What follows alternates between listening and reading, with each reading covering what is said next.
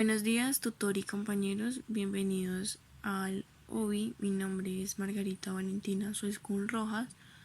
Pertenezco al grupo 403004-238 del curso de personalidad y en este video vamos a hablar sobre las teorías de la personalidad explicadas por medio de mapas mentales y describiendo sus principales exponentes y características.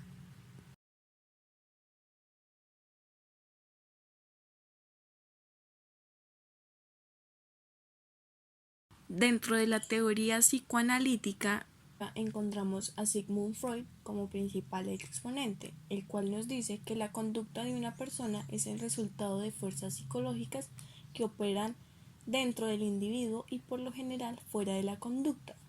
Freud los divide en tres estructuras: el ello, que solo se encuentra en el nacimiento y es inconsciente, y este se interesa por satisfacer los deseos del niño con el fin de evitar el dolor. El yo, que se encuentra en lo consciente y preconsciente y busca satisfacer los deseos del ello en el mundo exterior. El super yo, que tiene la función de vigilar al yo para conducirlo hacia acciones morales. Cumple la función de guardián moral.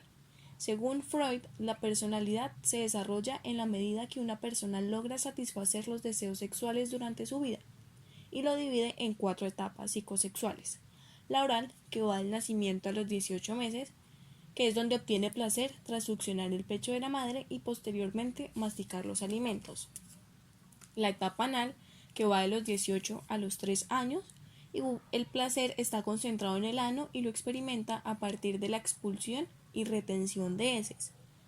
La etapa fálica, de 3 a 6 años, que es en donde empiezan a descubrir sus genitales y se apegan mucho más al progenitor del sexo opuesto. Y la etapa de latencia, que va de los 6 a los 13 años, y es a partir de los 13 años en adelante que empiezan a despertarse sus impulsos sexuales. La manera de evaluar es la técnica de manchas, técnica pictónica. Dentro de la teoría de rasgos encontramos que se refiere a las características particulares de cada individuo, como lo son el temperamento, la adaptación y la habilidad. Como principal exponente encontramos a Cattell, quien agrupó los rasgos en 4: a los comunes, que son los propios de todas las personas, contra los únicos, que son características únicas de los individuos; b, los superficiales, que son los fáciles de observar, contra fuentes, que solo pueden ser descubiertos mediante análisis factorial; c, constitucionales, que dependen de la herencia, contra moldeados por el ambiente, que dependen del entorno; y d, los dinámicos, que motivan a la persona hacia la meta, contra la habilidad, que es la capacidad para alcanzar la meta.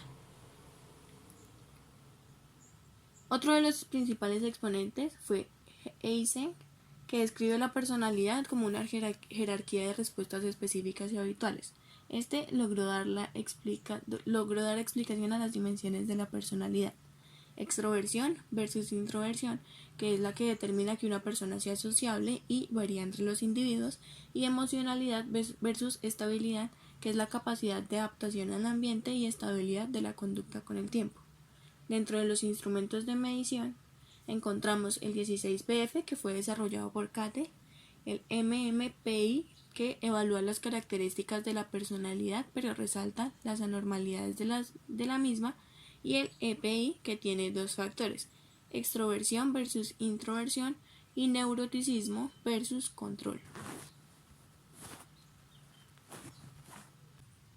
Dentro de la teoría humanista encontramos que está sustentada en la idea del hombre como ser humano verdadero e integral, y tenemos como exponente a Rogers, que pone énfasis en la libertad del individuo a la hora de tomar el rumbo de su vida, y quien desarrolló una teoría basada en el yo, donde se ve al hombre como un ser racional. Por otro lado, tenemos a Maslow, quien su teoría gira en torno a 2 aspectos fundamentales: nuestras necesidades y nuestras experiencias. Dentro de la teoría de la personalidad de Maslow encontramos 4 aspectos.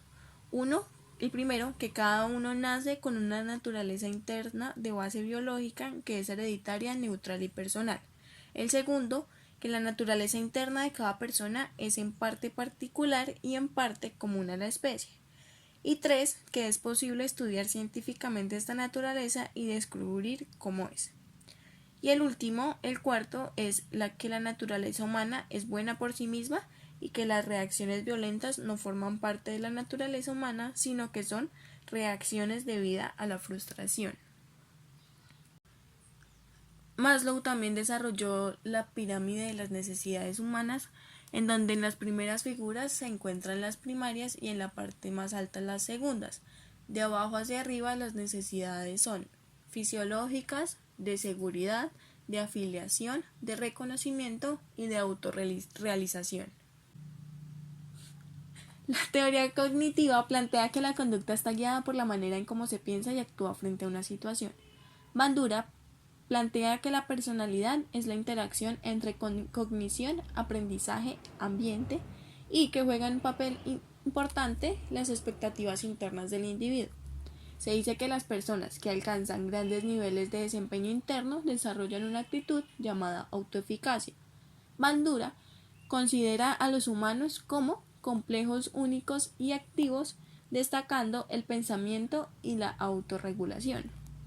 Otros de los exponentes, como Michel, se interesaron por estudiar las variables personales del aprendizaje social cognitivo.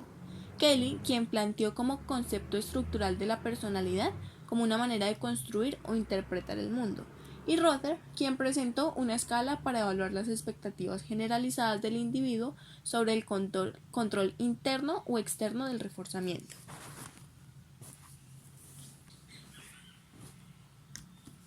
Dentro de la teoría biológica encontramos que el comportamiento humano depende básicamente de las características físicas y no tanto las variables en que se vive.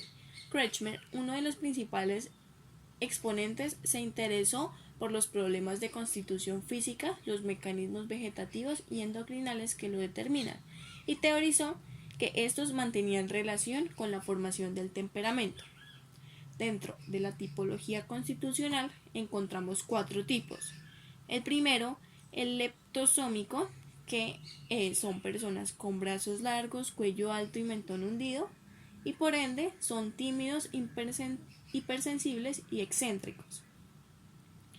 El segundo es el pícnico, son de cabeza esférica, cara redonda y extremidades cortas. Son cálidos, extrovertidos, alegres y buenos por naturaleza. El tercer tipo son musculosos, de huesos fuertes, hombros anchos y cintura estrecha. En este encontramos implacabilidad, frialdad emocional y agresividad. Y por último, el displásico, que son personas con proporciones corporales desequilibradas y se asocia comúnmente a trastornos endocrinos y esquizofrenia severa. Cabe resaltar que, según Kretschmer, la mayoría de personas tienen una amalgama de tipos y cada uno se sitúa más cerca de un extremo en un tipo y más lejos en otro, pero no todas las personas muestran un perfil que corresponda exactamente con un tipo u otro, sino que solo se acercan más o menos en función de su fenotipo.